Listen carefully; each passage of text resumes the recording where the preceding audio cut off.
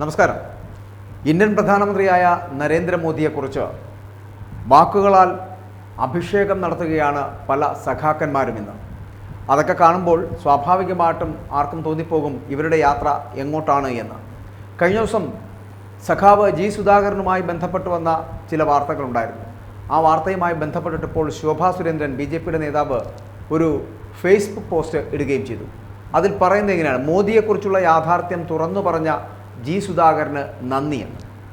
ഇന്ത്യയുടെ പ്രധാനമന്ത്രിയായിട്ടുള്ള ശ്രീ നരേന്ദ്രമോദിജി ശക്തനായ ഭരണാധികാരിയാണ് എന്നും മോദി സർക്കാർ അഴിമതിരഹിത ഭരണമാണ് കാഴ്ചവെക്കുന്നത് എന്നതും ഉൾപ്പെടെയുള്ള യാഥാർത്ഥ്യം തുറന്നു പറഞ്ഞതിന് മുൻ മന്ത്രി കൂടിയായ സഖാവ് ജി സുധാകരനോട് നന്ദി പറയുന്നു.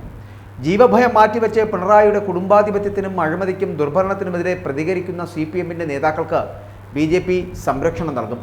CPMന്റെ തീവട്ടിക്കൊള്ളയ്ക്കെതിരെ അങ്ങ് സ്വീകരിച്ച നിലപാടിന് അഭിനന്ദനവും രേഖപ്പെടുത്തുന്നു എന്ന് ശോഭാ സുരേന്ദ്രൻ പറയുന്നു ഫേസ്ബുക്കിൽ. ജനാധിപത്യത്തിൽ ഭയരഹിതമായി പ്രവർത്തിക്കുവാനും അഭിപ്രായം പറയുവാനുമുള്ള സ്വാതന്ത്ര്യമാണ് നമുക്ക് വേണ്ടത്. എന്നാൽ CPM അത് നൽകുന്നില്ല എന്ന യാഥാർത്ഥ്യം നമുക്ക് മുന്നിലുണ്ട് താനും. അതിനെയെല്ലാം തൃണവൽക്കരിച്ചുകൊണ്ട് ഒരു പൊതുപ്രവർത്തകൻ്റെ ധാർമ്മികത ഉയർത്തിപ്പിടിക്കുന്ന അങ്ങയുടെ ഈ നിലപാടിനെ ഒരിക്കൽ കൂടി ശ്ലാഘിക്കുന്നു, അഭിനന്ദിക്കുന്നു. അങ്ങ് ഇപ്പോൾ തുടരുന്ന രാഷ്ട്രീയത്തോട് എനിക്ക് കടുത്ത വിയോജിപ്പുണ്ടെങ്കിലും ഈ വിഷയത്തിൽ ഞാൻ അങ്ങയോടൊപ്പമാണ് എന്ന് പറയാതിരിക്കാൻ കഴിയില്ല. നരേന്ദ്രമോദി ശക്തനായ ഭരണാധികാരിയാണ് എന്നും BJPയുടെ കേന്ദ്രമന്ത്രിമാർക്കെതിരെ അഴിമതി ആരോപണങ്ങൾ ഒന്നുമില്ല എന്നുമുള്ള മുൻമന്ത്രി ജി സുധാകരൻ്റെ വാക്കുകൾ അത് കേൾക്കേണ്ടത് തന്നെയാണ്. കോൺഗ്രസ് ഭരണകാലത്തെ പോലെ അഴിമതി പൊട്ടി ഒഴുകുന്നില്ല. നേതാവുണ്ടെങ്കിൽ ജനം പിന്നാലെ തന്നെ വരും.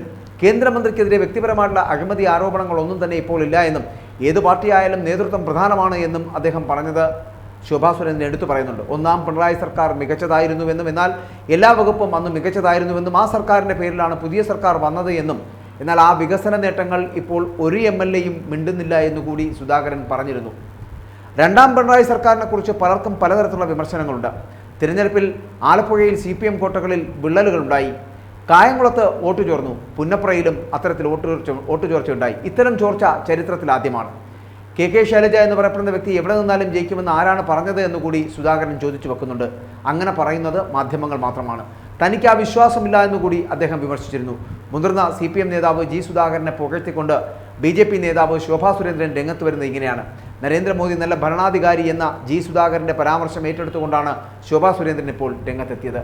മോദിയെക്കുറിച്ചുള്ള യാഥാർത്ഥ്യം തുറന്നു പറഞ്ഞ ജി സുധാകരന് നന്ദി എന്നാണ് ശോഭാ സുരേന്ദ്രൻ ഫേസ്ബുക്കിലൂടെ പ്രതികരിച്ചതും. ജീവഭയം മാറ്റിവെച്ച് പിണറായിയുടെ കുടുംബാധിപത്യത്തിനും അഴിമതിക്കും ദുർഭരണത്തിനുമെതിരെ പ്രതികരിക്കുന്ന CPMന്റെ നേതാക്കൾക്ക് BJP സംരക്ഷണം നൽകണമെന്നും ശോഭാ സുരേന്ദ്രൻ കുറിച്ചു വെക്കുന്നുണ്ട്. ഒരു പൊതുപ്രവർത്തകൻ്റെ ധാർമ്മികത എന്ന് പറയപ്പെടുന്നത് അത് ഉയർത്തിപ്പിടിക്കുന്ന സുധാകരൻ്റെ ഈ നിലപാടിനെ ഒരിക്കൽ കൂടി അവർ അഭിനന്ദിക്കുകയായിരുന്നു.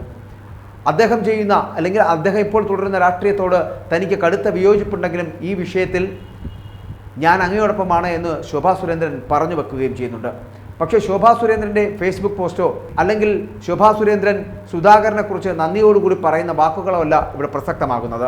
അല്ലെങ്കിൽ ഈ ശോഭാ സുരേന്ദ്രൻ്റെ ഈ നന്ദി പ്രകടനത്തിനെ ഓർമ്മിപ്പിക്കുന്നതിനോ അതിനെ പുകഴ്ത്തുന്നതിനോ വേണ്ടിയിട്ട് ചെയ്തതെന്നല്ല ഈ വീഡിയോ. പകരം ശോഭാ സുരേന്ദ്രന് പകരം ജി സുധാകരൻ എന്ന് പറയപ്പെടുന്ന കമ്മ്യൂണിസ്റ്റുകാരൻ, മാർക്സിസ്റ്റ് ആചാര്യൻ, ആ കമ്മ്യൂണിസ്റ്റുകാരൻ വ്യതിചലിക്കുന്നുണ്ട്. അദ്ദേഹത്തിൻ്റെ ആദർശങ്ങളിൽ നിന്ന്, അദ്ദേഹത്തിൻ്റെ യാത്രകളിൽ നിന്ന് വ്യതിചലിക്കുന്നുണ്ട് എങ്കിൽ അതെന്തുകൊണ്ട് എന്നൊരു ചോദ്യത്തിന് വേണ്ടിയിട്ട് മാത്രമാണ്.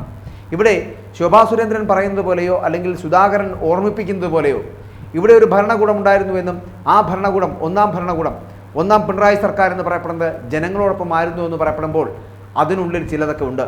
അന്ന് ഈ ജി സുധാകരൻ അടക്കമുള്ള മന്ത്രിമാരുടെ ഒരു വലിയ നിരയുണ്ടായിരുന്നു. അവരെയെല്ലാം വെട്ടിനിരുത്തിക്കൊണ്ടാണ് രണ്ടാമതൊരു പിണറായി സർക്കാർ രൂപീകരിക്കുന്നത് 2021-ൽ.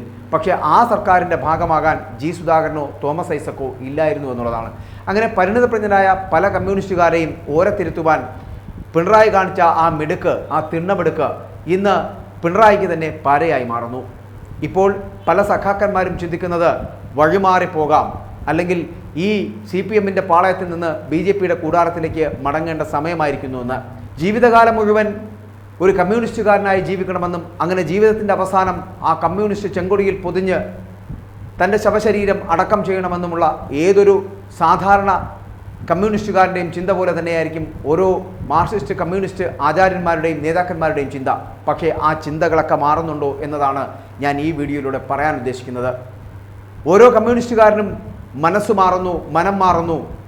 പുതിയ കാലഘട്ടത്തിനനുസരിച്ച്, പുതിയ ചിന്തകൾക്കനുസരിച്ച് അഴിമതിക്കാരനല്ലാത്തവരുടെ കൂടെ ചേർന്ന് നിന്നുകൊണ്ട്, അഴിമതി ഭരണം കാഴ്ചവെക്കാത്ത ഒരു മുന്നണി സംവിധാനത്തിനോടൊപ്പം ചേർന്ന് നിന്നുകൊണ്ട് അതിൻ്റെ ഓരം പറ്റിപ്പോകാൻ ആഗ്രഹിക്കുന്നുണ്ട് എന്നുള്ളതാണ്.